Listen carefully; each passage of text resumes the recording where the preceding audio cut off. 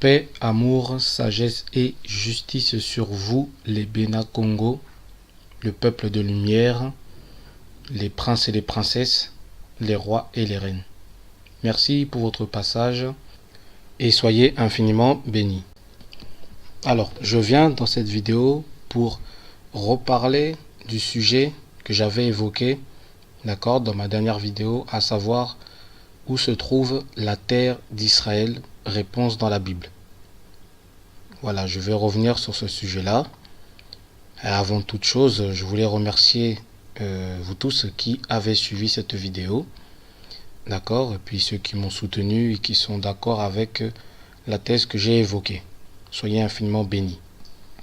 Alors, pour ceux qui ne sont pas d'accord avec ce que j'ai dit, donc j'ai lu attentivement vos commentaires par rapport justement à la thèse que j'ai évoquée.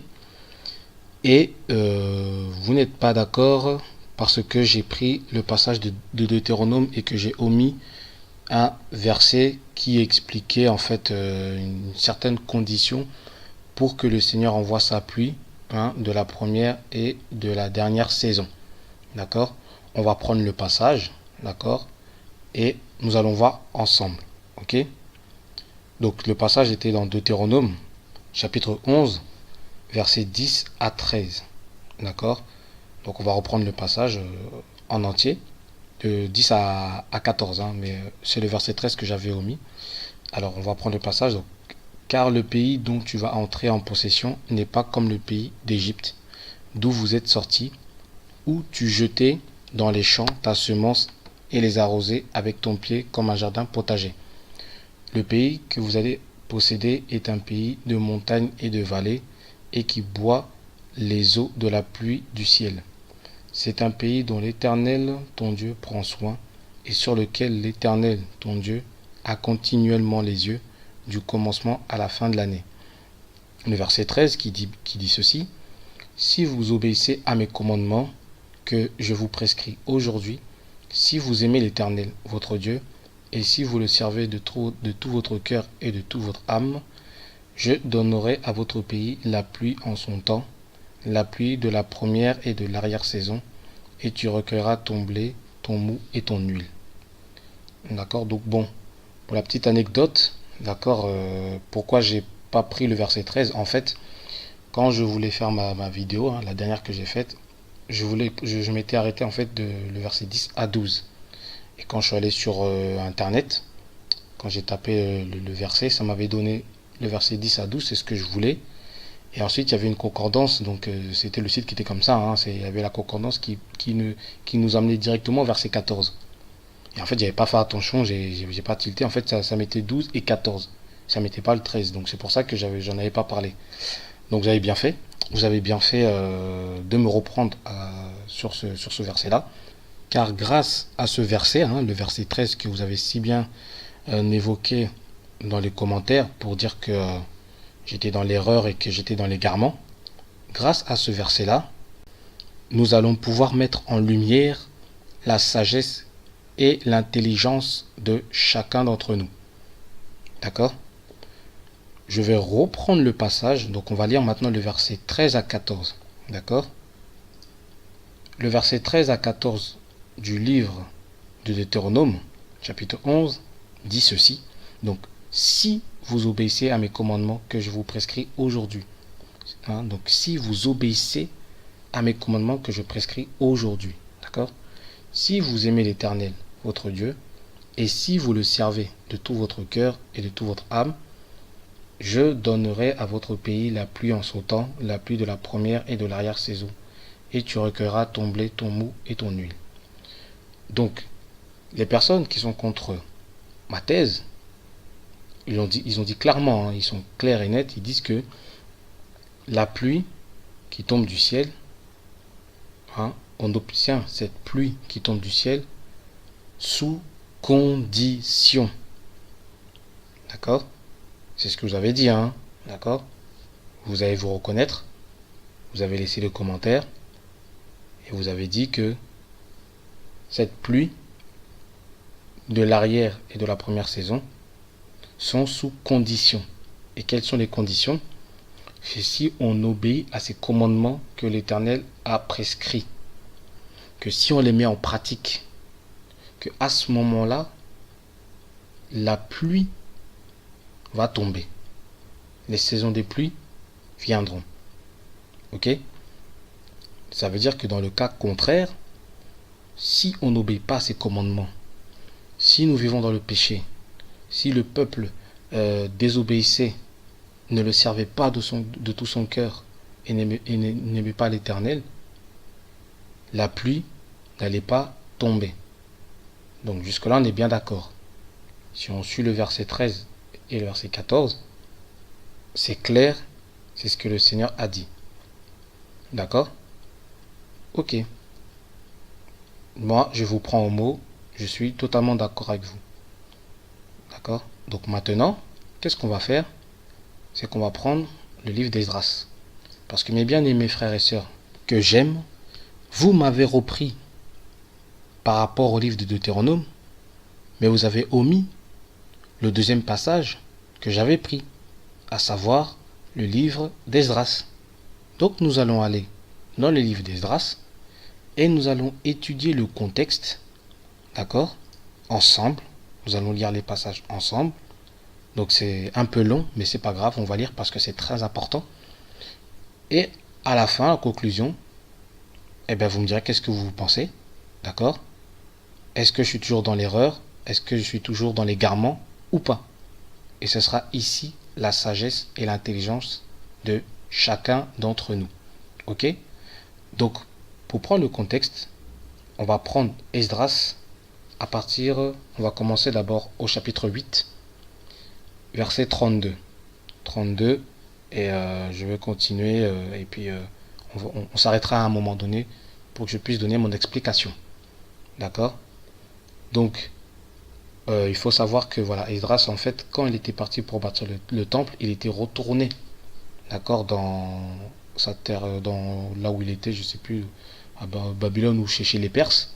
Et après, il est retourné à Jérusalem. Il est retourné après, d'accord. Et c'est à partir de ce moment-là qu'on va lire maintenant l'histoire, ok. Donc, Esdras chapitre 8, à partir du verset 32. Donc, c'est Esdras qui parle et qui dit: nous arrivâmes à Jérusalem et nous nous y reposâmes 3 jours. J'ai voulu commencer par là pour que vous voyez bien que là, il est à Jérusalem. Il n'est pas ailleurs. Il est à Jérusalem, à Salama, comme diraient certains frères dans leurs vidéos. Il est à Salama. Ok? Donc voilà, c'est pour ça que je voulais qu'on commence bien par là pour comprendre voilà, où nous sommes, dans quelles circonstances nous sommes. Donc il est à Jérusalem. Nous arrivâmes à Jérusalem. Verset 33. Le 4e jour, nous pesâmes dans la maison de notre Dieu l'argent, l'or et les ustensiles que nous remîmes à Mérémoth, fils d'Uri, le sacrificateur. Il y avait avec lui Éléazar, fils de Phiné, et avec eux les Lévites, Josabad, fils de Josué, et Noadia, fils de Binoui. Le tout ayant été vérifié, soit pour le nombre, soit pour le poids, on mit alors par écrit le poids du tout. D'accord? Voilà, parce qu'en fait, le roi Cyrus, quand ils sont repartis en fait une deuxième fois, là, où ils sont arrivés à Jérusalem, le roi avait donné des trésors, de l'or, etc., etc. C'est pour ça qu'on dit qu'après, toutes ces richesses-là, ils sont partis le donner aux sacrificateurs. Ok? Ils avaient bien vérifié s'il y avait tout et la valeur de ces richesses-là. Ok? Je poursuis verset 35. Les fils de la captivité revenus de l'exil offrirent en holocauste au Dieu d'Israël 12 taureaux pour tout Israël, 96 béliers, 77 agneaux et 12 boucs comme victimes expiatoires, le tout en holocauste à l'Éternel. Oui, voilà, les fils de la captivité, donc ceux qui étaient dans la captivité, eux aussi sont revenus de l'exil, donc voilà, ils sont revenus aussi, comme Esdras et Néhémie, voilà, ils sont partis et à Jérusalem, ils ont fait des sacrifices pour le Seigneur. Donc verset 36, ils transmirent les ordres du roi aux satrapes du roi et aux gouverneurs de ce côté du fleuve, lesquels honorèrent le peuple et la maison de Dieu. Voilà, je voulais que, voilà, petite introduction de l'histoire que je veux exposer, de la thèse que je vais exposer pour montrer que voilà, ils sont arrivés à Jérusalem et voilà, une fois arrivés là-bas, ils ont fait des sacrifices, etc., etc. Donc, d'accord. Donc, maintenant, écoutez bien ce que Esdras dit, d'accord. N'oubliez pas, d'accord, que je vous prends au mot, je prends ce que vous avez dit, vous qui avez mis le commentaire, qui avez dit que oui, la pluie de avant l'arrière-saison, c'est sous condition, à condition qu'ils obéissaient à l'Éternel, etc., etc. D'accord. Donc gardez ça en tête, tous ceux qui m'écoutent là, gardons ça tous en tête, ce principe-là, que le Seigneur, il envoie sa pluie à l'avant à l'arrière-saison, si le peuple obéissait au Seigneur, qui ne vivait pas dans le péché et qui vivait voilà, dans la sainteté, dans la sanctification et qui obéissaient aux lois. Ok. Et à toutes les lois, bien sûr. Donc, alors, je poursuis. Esdras, chapitre 9, à partir du premier verset, on va lire de verset 1 à 4, d'accord. Alors, je lis. Après que cela fut terminé, les chefs s'approchèrent de moi en disant, le peuple d'Israël, les sacrificateurs et les Lévites ne se sont point séparés des peuples de ces pays, et ils imitent leur abomination, celle des Cananéens, des Étiens, des Phéréziens, des Jébusiens, des Ammonites, des Moabites, des Égyptiens et des Amoréens. Car ils ont pris de leurs filles pour eux et pour leurs fils, et ont mêlé la race sainte avec les peuples de ces pays, et les chefs et les magistrats ont été les premiers à commettre ce péché. Lorsque j'entendis cela, je déchirai mes vêtements et mon manteau, je m'arrachai les cheveux de la tête et les poils de la barbe, et je m'assis désolé. Auprès de moi s'assemblèrent tous ceux que faisaient trembler les paroles du Dieu d'Israël, à cause du péché des fils de la captivité, et moi je restai assis et désolé jusqu'à l'offrande du soir. Donc là, on a bien lu tous ensemble, d'accord. Là, on voit bien que les fils de la captivité, qui sont à Jérusalem, en Israël, ils ont commis le péché, d'accord. Et on voit bien que, on va prendre le premier verset, d'accord.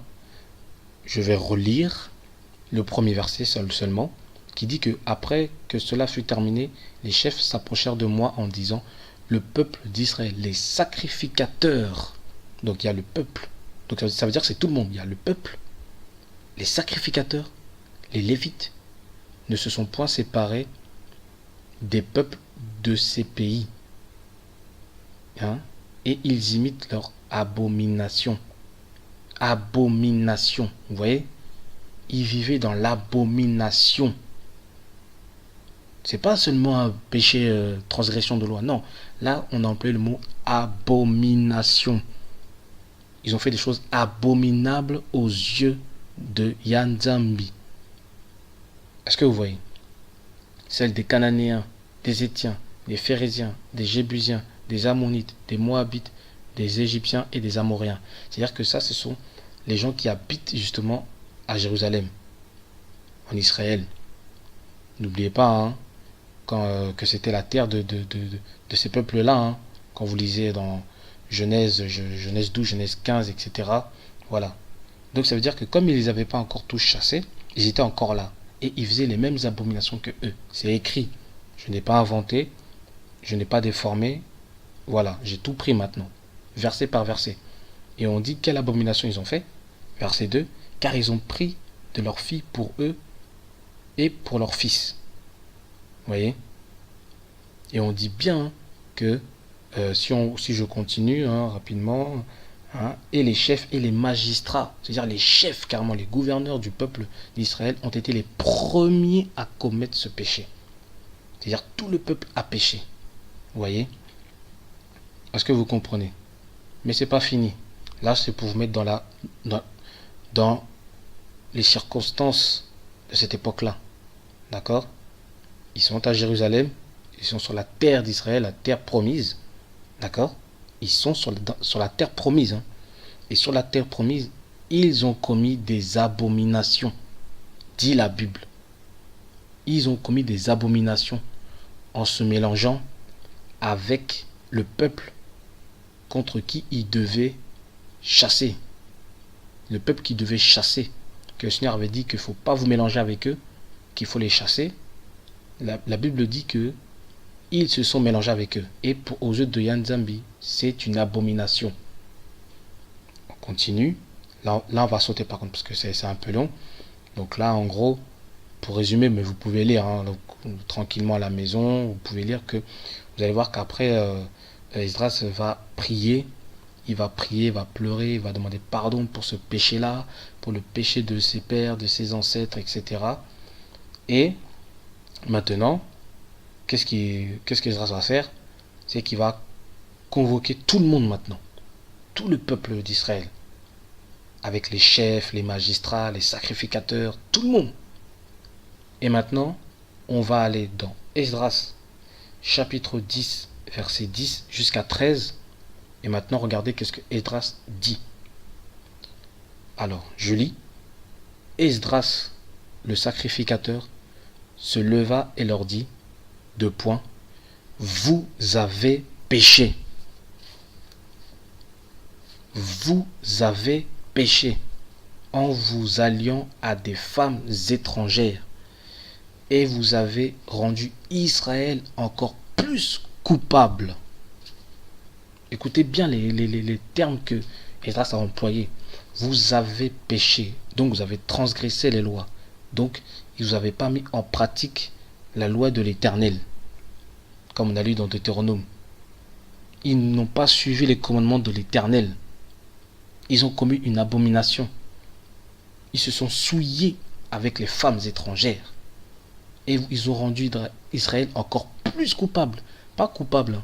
Ils n'ont pas rendu Israël coupable. Ils ont rendu Israël encore plus coupable. Verset 11 dit quoi? Confessez maintenant votre faute à l'Éternel, le Dieu de vos pères, et faites sa volonté. Séparez-vous des peuples du pays et des femmes étrangères. Donc voilà. Là maintenant, Esdras dit clairement, vous avez péché. Vous avez péché. Vous vivez dans le péché en vous souillant, en vous alliant à des femmes étrangères. Ça, c'était la loi. Je continue. Donc, nous allons voir maintenant la réponse du peuple, de l'assemblée. D'accord? Verset 12. Alors, écoutez bien maintenant. Maintenant que vous avez compris le contexte où nous sommes. Un peuple qui se trouve dans la terre promise, qui vit dans le péché, donc qui a transgressé les lois de Nzambi. D'accord? Regardez qu'est-ce qu'ils disent. Verset 12. Toute l'assemblée répondit d'une voix haute. À nous de faire comme tu l'as dit. Verset 13. Mais le peuple est nombreux, le temps est à la pluie, et il n'est pas possible de rester dehors. D'ailleurs, ce n'est pas l'œuvre d'un jour ou deux, car il y en a beaucoup parmi nous, beaucoup parmi nous qui ont péché dans cette affaire. Je répète, verset 13. Mais le peuple est nombreux, le temps est à la pluie, et il n'est pas possible de rester dehors. D'ailleurs, ce n'est pas l'œuvre d'un jour ou deux, car il y en a beaucoup parmi nous qui ont quoi? Qui ont péché dans cette affaire. Et on dit que le temps est à la pluie. Donc, la version Louis II, on dit le temps est à la pluie. Mais dans la version Darby, comme je vous ai fait lire dans mon ancienne vidéo, on dit que c'est la saison des pluies. Donc, on va reprendre maintenant, mes bien-aimés. Hein? Vous qui, avec fierté, vous avez pris des pierres pour pouvoir me lapider, mes bien-aimés frères. Maintenant, moi, la réponse que je vous donne. Pas besoin de jeter des pierres ou ceci, cela. Ce n'est pas mon but. D'accord? On est là pour s'édifier, pour grandir dans la sagesse et dans la connaissance. D'accord? Ça peut arriver qu'on fasse des erreurs, ça peut arriver qu'on se trompe, mais ne nous jugeons pas les uns les autres. Peut-être que j'ai fait une erreur, soit je l'accepte. Mais maintenant, vous, on a bien lu les passages.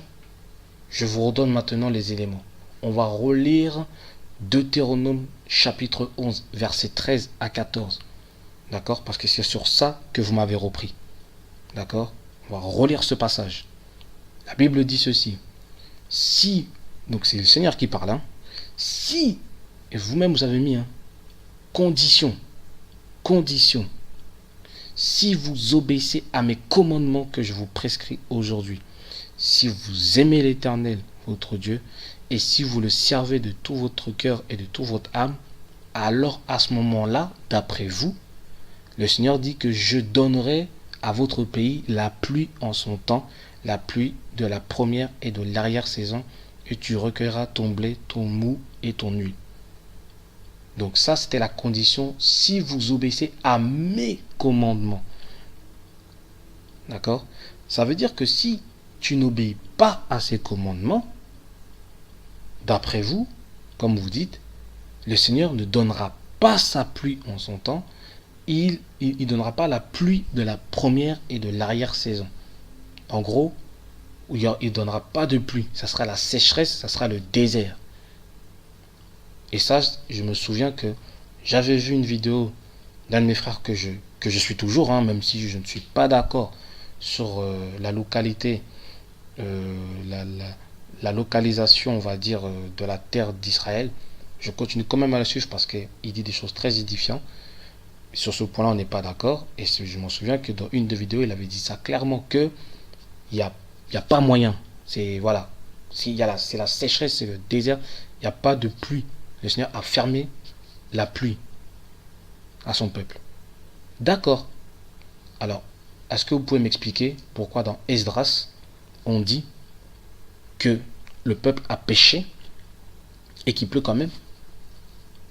Il y a quand même la saison des pluies. Expliquez-moi. Expliquez-moi. Faites parler votre intelligence. D'accord? Faites parler votre sagesse. Soyez humble. Réfléchissez. Méditez. Jugez. Je n'ai rien inventé. C'est dans la Bible. Vous voyez? Donc vous avez pris une théorie. Vous avez pris une théorie. D'accord? Pour pouvoir maintenant mettre sur toutes les sauces. Vous avez pris un verset pour pouvoir tout généraliser. Ça ne se passe pas comme ça avec la Bible. Déjà, il faut savoir, mes bien-aimés, qu'il y a beaucoup de choses qui ont été trafiquées. Ça, il faut que vous le sachiez. Que la Bible n'est pas authentique. N'oubliez pas qui nous l'a apporté. D'accord? Ça, c'est petite parenthèse. Mais maintenant, dans cette même Bible qui a été trafiquée et falsifiée, si vous n'avez pas la sagesse et l'intelligence pour discerner ces petits brins de lumière que le Saint-Esprit te donne pour comprendre ce qui est écrit, ça va être compliqué, mes bien-aimés. Ça va être compliqué. Est-ce que vous comprenez? Donc, expliquez-moi. Vous m'avez dit, voilà, j'ai vu les commentaires. Oui, tu as oublié de dire que c'est sur condition, je sais pas quoi, je suis dans l'égarement, tout ça, tout ça. Maintenant, expliquez-moi le passage d'Esdras. Je vous ai fait lire. Lisez encore, relisez. Le peuple était il vivait dans l'abomination, comme on a lu au chapitre 9. Esdras, il dit clairement, vous avez péché. Eux-mêmes aussi, ils disent que le peuple, eux-mêmes, ils reconnaissent qu'ils ont péché, vivaient dans le péché. Mais comment ça se fait que la pluie tombait? Comment ça se fait qu'il y avait la saison des pluies encore? Est-ce que c'est Dieu qui ment? Est-ce que c'est nous qui mentons? Est-ce que c'est moi? Est-ce que c'est ceux qui ont écrit? La question se pose. Mais en tout cas, voilà les faits. Qu'est-ce que vous allez me répondre? Qu'est-ce que vous allez me répondre par là? D'accord? On dit bien, comme vous avez dit, si vous suivez mes commandements, c'est-à-dire que si tu ne suis pas ces commandements, il n'y a pas la pluie. Bon, il faut m'expliquer, mes bien-aimés. Qu'est-ce que vous allez dire par là? Oh, mais non, mais non, mais tu sais, ils ont peut-être péché sur ça, mais sur les autres, ils n'ont pas péché. C'est pour ça qu'il y a peut-être qu'il y a la pluie. Eh, écoutez, ne jouez pas avec les mots. ne joue pas avec les mots. Le Seigneur, il a bien dit, si vous suivez mes commandements et que vous le mettez en pratique. C'est-à-dire si tu ne mets pas en pratique. D'ailleurs, regardez, on va prendre Jacques chapitre 2 verset 10 qui dit ceci. Hein, c'est Jacques qui parle.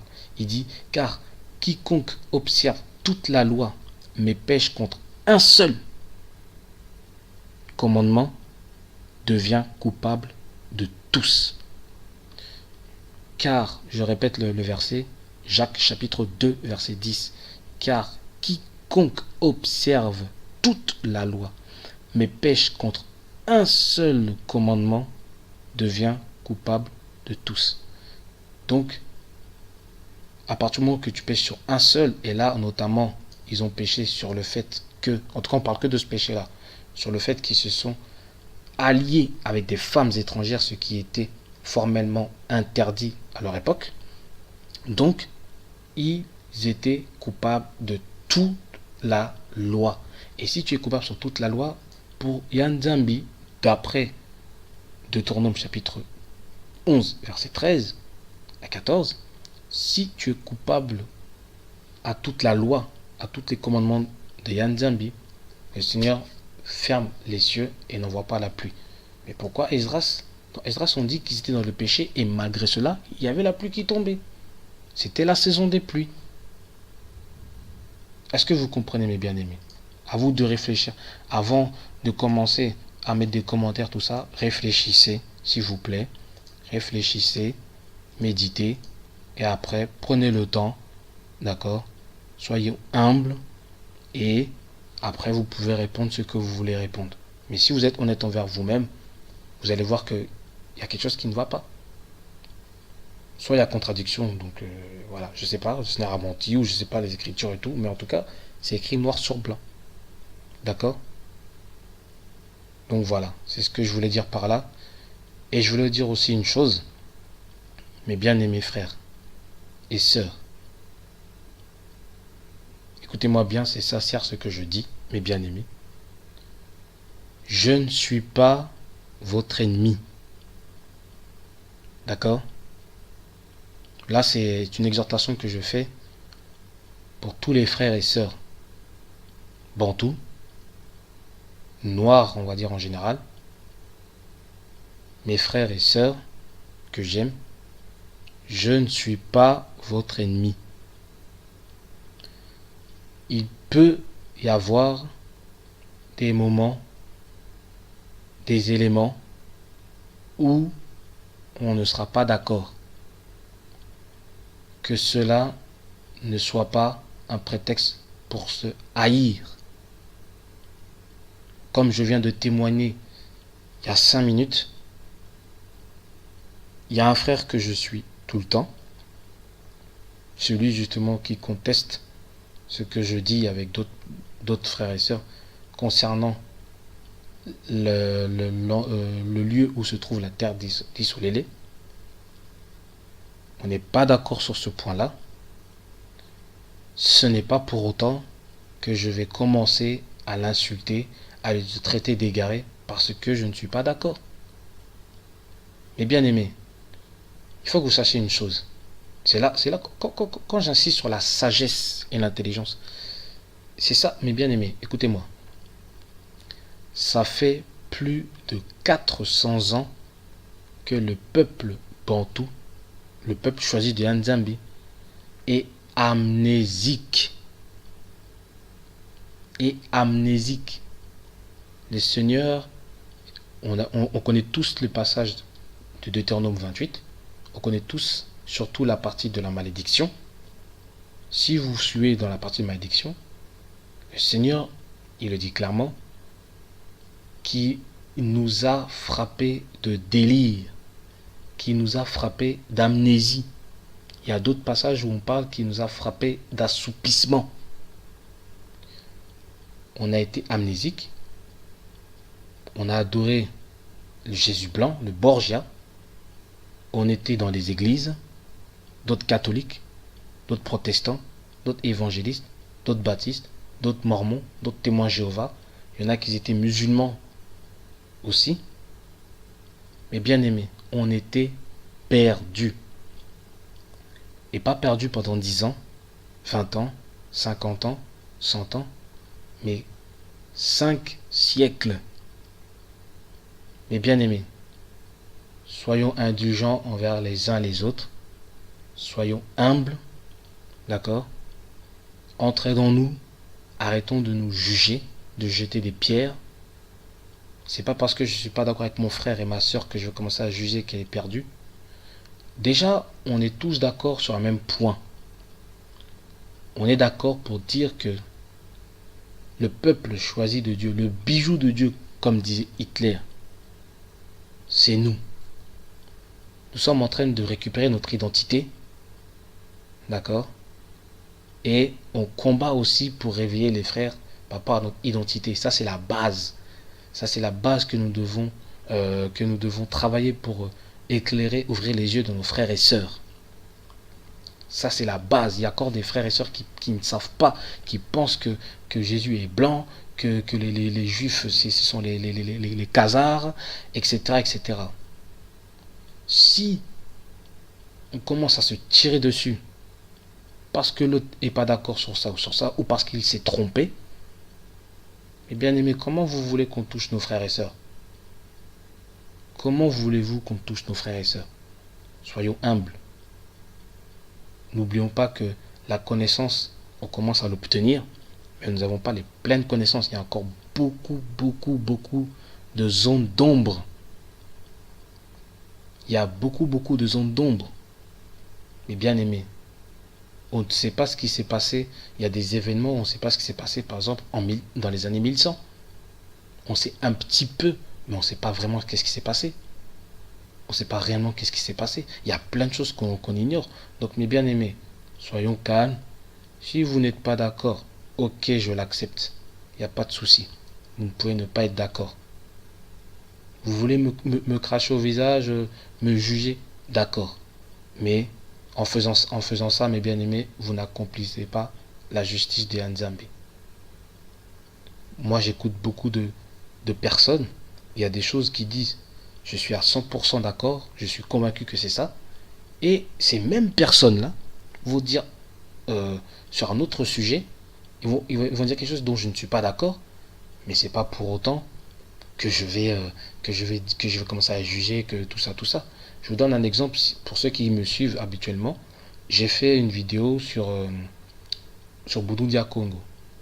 J'ai donné une réponse sur Burundi Congo. Vous pouvez voir ma vidéo. Il y a des choses, je suis d'accord, ça corrobore.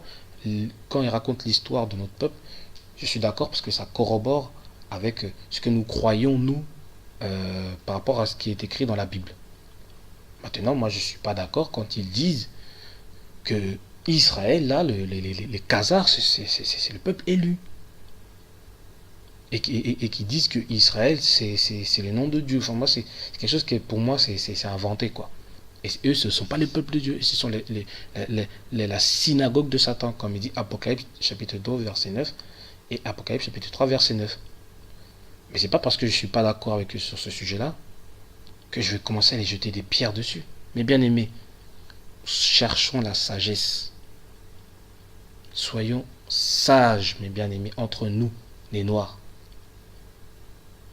Parce que sinon, ça va être compliqué. Ça va être compliqué, mes bien aimés. C'est une petite exhortation que je vous donne. Voilà. Après, vous prenez ou vous prenez pas. Hein, ça c'est, voilà, chacun est libre. Je pense qu'on est tous, vous tous qui m'écoutez, vous êtes tous majeurs et vaccinés. Vous faites ce que vous voulez. Mais, si on veut avancer dans la lumière, il faut que nous soyons remplis de sagesse. Il ne faut pas que nous reproduisions ce qu'on voit dans les églises où les pasteurs se tirent dessus. Hein. Personne n'est parfait, mes bien-aimés. Personne n'est parfait. Mais quand on voit les pasteurs qui se tirent dessus, qui crachent sur l'autre parce que oui, un tel a couché avec un tel, je sais pas quoi et tout. Mais lui, la personne qui accuse là, est-ce que toi tu es parfait? Vous voyez? On fait des scandales, on fait du cinéma dans les églises, on fait du cinéma. Et je crains que nous qui sommes sortis du christianisme, on refait la même chose encore. Vous voyez? Vous êtes libre. Chacun est libre de faire ce qu'il veut. Vous pouvez me lâcher des commentaires pour m'insulter ou quoi que ce soit. Il n'y a pas de problème. De toute façon, voilà, j'accepte tout. À partir du moment que le Isaïa lui aussi, on l'avait traité de Belzébuth, tout ça, ben, il se laissait insulter. Ça ne veut pas dire qu'il était Belzébuth ou quoi que ce soit, mais il laissait les gens parler. Vous voyez? Mais c'est dommage. C'est ce que je veux dire, c'est que c'est dommage d'agir comme ça. Parce qu'on est là pour réveiller les frères. Moi, les vidéos que j'ai fait, c'est pour réveiller les frères. C'est pas pour me vanter ou quoi que ce soit. Je suis comme vous. Je sais qu'il y a des gens qui connaissent plus de choses que moi. Moi, les petites choses que j'apprends, que je connais, que pour moi, je suis convaincu que c'est la vérité. Ben, je le transmets à d'autres qui veulent connaître, qui ont faim et soif de connaître la vérité. Et on avance comme ça. Et des fois, des vidéos que je fais, il y a des gens qui rajoutent des commentaires, comment dire ça, qui vont plus en profondeur par rapport à ce que j'ai dit, ça m'édifie. Des fois, d'autres qui me reprend assez humblement, ça m'édifie. Mais après, les autres qui veulent juste pour m'incendier comme ça, bah, je trouve ça dommage. C'est bête. Pour moi, ça, c'est un manque de sagesse. Mais bon, après, voilà. Moi, je suis pas là pour juger. Je suis pas Dieu ou je suis rien du tout. D'accord. Voilà, je suis juste une voix parmi tant d'autres. Hein, une petite pierre, je suis une petite pierre, voilà. Voilà, une petite pierre à l'édifice. Et voilà, c'est tout. Mais c'était une exhortation qui me tenait à cœur. Parce que bah, je trouve ça dommage que pour un désaccord ou une erreur de ma part, ou voilà, parce que je me suis trompé, peut-être, ouais, ça peut arriver, je me suis trompé, oui, je l'admets. Me jeter des pierres comme ça, je trouve ça dommage. Venant de mes frères. Venant des autres peuples, je m'en fous complètement. Alors là, royalement. Mais venant de mes frères, c'est différent. Donc voilà, je tenais à vous dire ça. Donc méditez, regardez Esdras, le livre d'Esdras, d'accord. Et voyez, jugez, et voilà, méditez là-dessus et jugez vous-même, ok. Merci de m'avoir écouté. Ainsi s'achève ma vidéo. Je vous dis paix, amour, sagesse et justice sur vous. Soyez infiniment bénis.